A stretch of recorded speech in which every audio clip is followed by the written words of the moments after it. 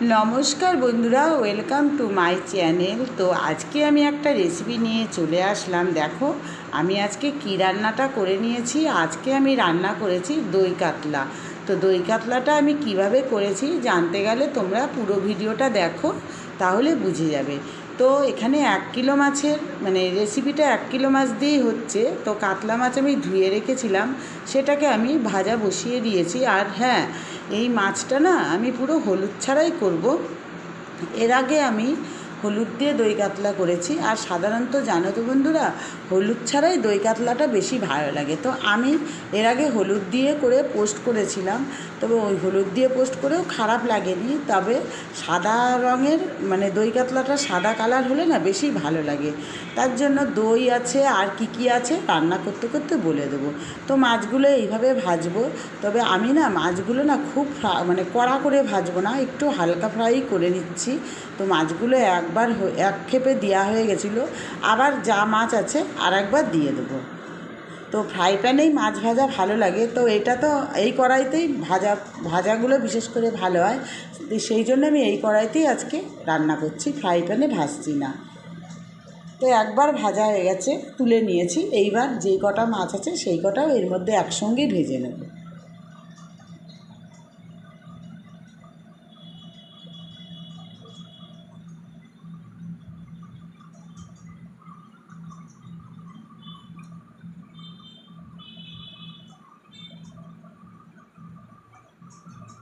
তো মাছগুলো এক পিঠ হয়ে গেলে আর এক পিঠ উল্টে নেব।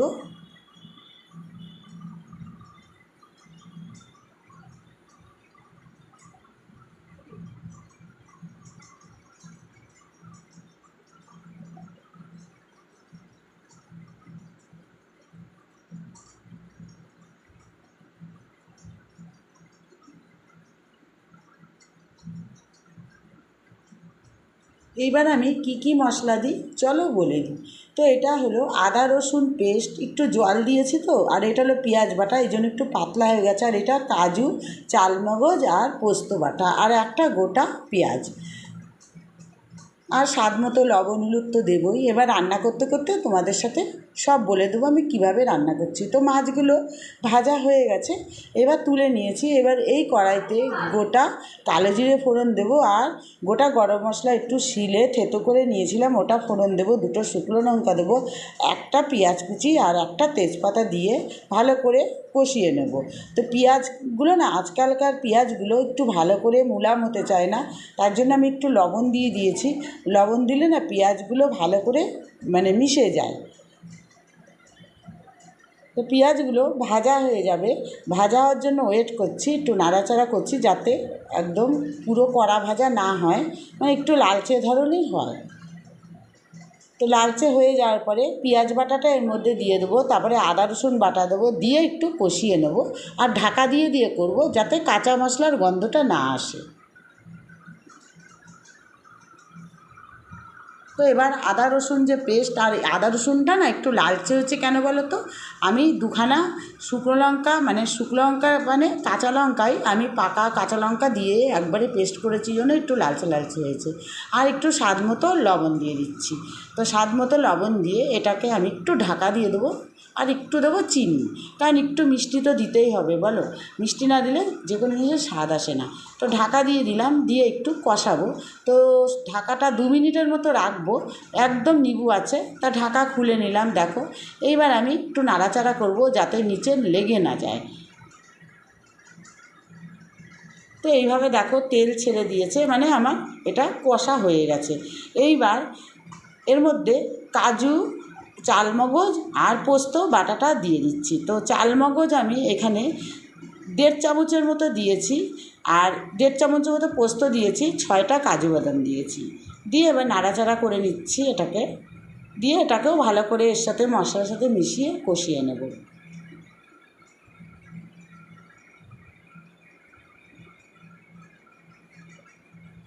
তো দেখো চালমগজটা দিয়েছি, তো এর জন্য একটু গ্রেভিটা ভালো হয়। চালমগজ এর জন্য দই কাতলাতে দেয়, দিলে গ্রেভিটা খুব ভালো হয়। আর অনেকে চাইলে কাজু বাদাম পোস্ত দিয়েও করতে পারে দই কাতলা, তবে চালমগজে একটু ভালো হয়। তারপরে আমি এর মধ্যে টক দইটা দিয়ে দিলাম। তো টক দইটা না আমি একটু মিক্সিতে পেস্ট করে নিয়েছিলাম, কারণ টক দইটা যাতে দানা বেঁধে যায়, ভালো করে মশলার সাথে মানে মেশে না, এর জন্য মিক্সিতে একটু পেস্ট করে নিয়ে টক দইটা দিয়ে বেশি কষাবো না, একটু সামান্য নাড়াচাড়া করে দিয়ে দেবো জল। তো এর মধ্যে 1 বাটি পরিমাণেই জল দেবো, কারণ এটা না একটু মাখা মাখা হবে, গ্রেভি গ্রেভি হবে, খেতে ভালো লাগবে।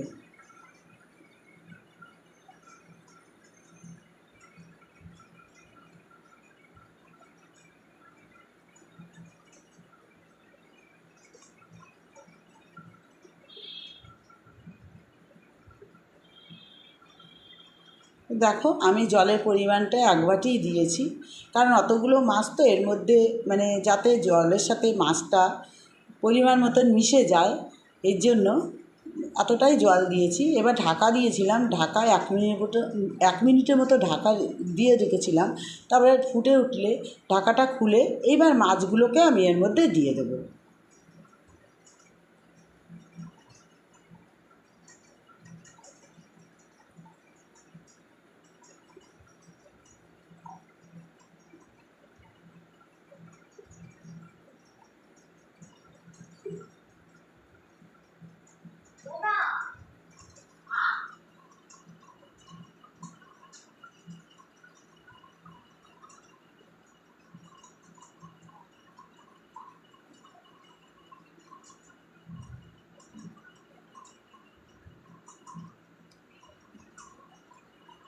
এইবার আমি একটু নাড়াচাড়া করে দেবো ঝোলের সাথে, জলের সাথে, মানে যেই ঝোলটা দিয়েছিলাম তার সাথে মাছগুলো যাতে মিশে যায়। এইবার আমি একটু ঢাকা দিয়ে দেবো যাতে ভালো করে এটা একটু ফোটে। তো দেখো ঢাকা 2 মিনিটের মতো ঢাকা দিয়েছিলাম, তারপরে ঢাকা খুলে একটু শাহি গরম মশলা এর মধ্যে দিয়ে দিয়েছি। তো দেওয়ার পরে আমার রান্নাটা মোটামুটি কমপ্লিট হয়ে গেল। তো বন্ধুরা, আমার দই কাতলা কেমন লাগলো তোমরা অবশ্যই কমেন্টে বলো। একদম ইজি রেসিপিটা তোমাদের সঙ্গে করে দেখালাম। ঠিক আছে বন্ধুরা, নেক্সট আবার ভিডিও নিয়ে আসবো।